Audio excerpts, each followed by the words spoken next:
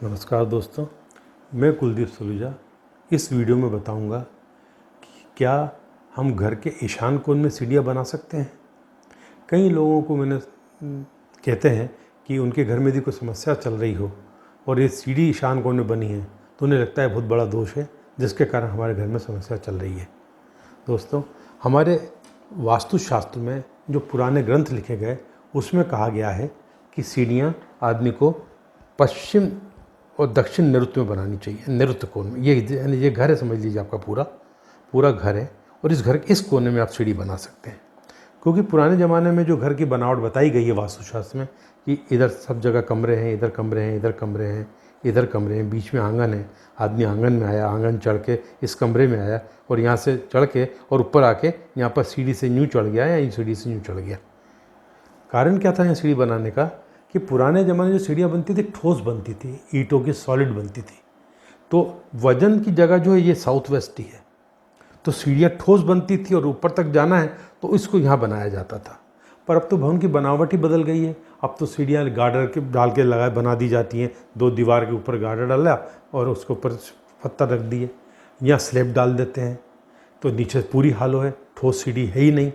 ठीक है ना। तो अब बनावट में अंतर आ गया है और तो इस स्थिति में आप सीढ़ी कहीं पर भी बना सकते हैं। नृत्य में बनाना जरूरी नहीं है, ईशान कोण में भी बना सकते हैं।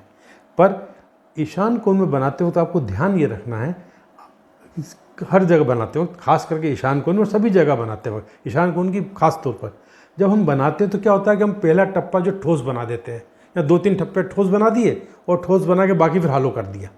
अब ये जो है दोष बहुत बड़ा हो जाता है। ईशान कोण में ऊंचाई नहीं दे सकते, कोई ऊंचा निर्माण नहीं कर सकते, यानी घर की सबसे नीची जगह यही होना चाहिए।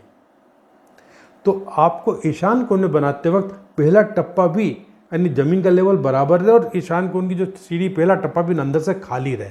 बल्कि बहुत अच्छा करना हो तो ईशान कोण है तो पहले टप्पे के नीचे थोड़ी गड्ढा खोद दिया जाए, एक 6-8 इंच का, और अच्छी बात होगी। नहीं तो फ्लोर लेवल बराबर रख के ईशान कोण से आप सीढ़ी बना सकते हैं। ठोस नहीं होना चाहिए, बस दिक्कत ये कहीं पर भी। यहाँ है तो कोई दिक्कत नहीं है और यहाँ भी आप वो स्लैब डालते हो उससे कोई परेशानी नहीं है। पर यहाँ पर आपने 2-3 टप्पे ठोस दे दिए तो कोई दिक्कत नहीं, पर यहाँ बिल्कुल नहीं दे सकते हैं आप। एक दूसरी बात आती है कि सीढ़ियाँ कैसी बनानी है, क्या क्लॉकवाइज बनानी है? तो बेहतर है कि सीढ़ियाँ क्लॉकवाइज बनाई, जैसा कहा जाता है। शास्त्रों में ऐसा कुछ जिक्र नहीं है पर क्लॉकवाइज बनानी चाहिए। और वास्तुशास्त्र के कई ग्रंथों में, किताबों में, मैगजीन में एंटी क्लॉकवाइज सीढ़ियों के बारे में कहता है बहुत गलत होती हैं, यदि किसी की बनी तो तोड़वाने की सलाह दी जाती है। पर दोस्तों ऐसा बिल्कुल नहीं है। मैंने कई घरों में एंटी क्लॉकवाइज सीढ़ियाँ देखी हैं, उन्हें सीढ़ियों से कोई परेशानी नहीं होती है। और एक और बात मैंने देखी कि किसी जगह मैंने पढ़ा था कि जिनके घर में एंटी क्लॉकवाइज सीढ़ी होती है, जब वो ऊपर चढ़ते हैं और रेलिंग पकड़ के चढ़ते हैं तो शरीर के इसमें दबाव आता है। उस दबाव के कारण जो पेट में खराबी होती है। पर मेरे अनुभव में ये बात भी नहीं आई। मैं खुद जिस घर में रहता था पहले, अभी मैं 6 साल पहले नए घर में आ गया, बस जहाँ मैंने ज़िंदगी के उसमें कम से कम 25-30 साल तक एंटी क्लॉकवाइज सीढ़ी थी। मेरे घर में इस तरह की कोई समस्या नहीं आई, सब स्वस्थ रहे और कोई यूँ भी दिक्कत नहीं, कोई वास्तु ठीक था तो ज़िंदगी में तरक्की की, जीवन सरल रहा।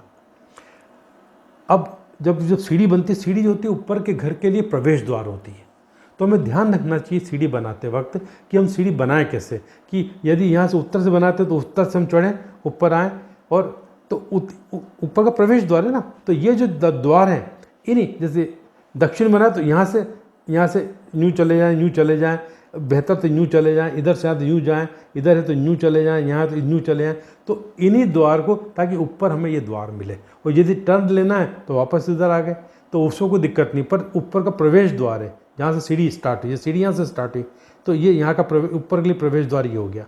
यदि यहाँ से आए और यहाँ सीढ़ी स्टार्ट हुई तो ये उसका प्रवेश द्वार है। यदि यहाँ से और यहाँ सीढ़ी स्टार्ट तो ये इसका प्रवेश द्वार है। यदि यहाँ से तो ये हुई तो यहाँ से इसका प्रवेश द्वार है। तो आपको इस चीज़ का ध्यान रखना है। एक दूसरा, सीढ़ियों को लेकर कई भ्रांतियाँ हैं कि सीढ़ी विषम संख्या में होनी चाहिए, 3, 5, 7, 9, 11। दूसरी एक है कि सब सीढ़ी बनाते वक्त, कई ग्रंथों में मैंने देखा है कि सीढ़ी बनाते वक्त सब जो सीढ़ियों की संख्या होती है वो जो है ऐसी होनी चाहिए, 3 का भाग दिया तो 2 बचे। जैसे 5 तो 3 का भाग दिया तो 2 बची, 8 3 दूनी 6 बची 2, 17 3 पंजे 15 बची, 2 17, तो 2, तो ये सीढ़ियाँ अच्छी होती हैं। और एक और कहा जाता है कि आप सीढ़ी बनाओ तो ये रखें, तीसरी धारणा जो सबसे प्रबल धारणा है कि आपका पहला पैर, दायां पैर घर के अंदर जाना चाहिए। कि आप चले तो पहला पैर जो है आपका दायां होना चाहिए, मतलब राइट लेफ्ट फिट होना चाहिए। तो इससे कोई फ़र्क नहीं पड़ता है, मेरे अनुभव में आया है। तीनों बातें जिसको यूँ आप मानना चाहो, कोई भी एक बात मान सकते हो, पर कोई ज़रूरत नहीं है। आप अपनी सुविधा अनुसार सीढ़ियाँ बनाइए ताकि घर के बच्चे बुजुर्ग को उतरने चढ़ने में कोई समस्या नहीं आए। आप निश्चिंत रहिए। यदि घर में कोई परेशानी चल रही है तो सीढ़ियों को मत देखिए, आप देखिए आपके घर का ईशान कोण तो कहीं कटा हुआ नहीं है, घर में ये इन दिशाओं छोड़, इन दिशाओं में कोई गड्ढा तो नहीं है क्या, इसको देखिए आप। आपका मुख्य द्वार तो यहाँ, इसकी जगह, इन जगहों की जगह यहाँ यहाँ यहाँ यहाँ तो नहीं आ गया है। दोष होगा ये वाला। इन 3 में से कोई दोष होगा यदि आपके घर में कोई परेशानी चल रही है।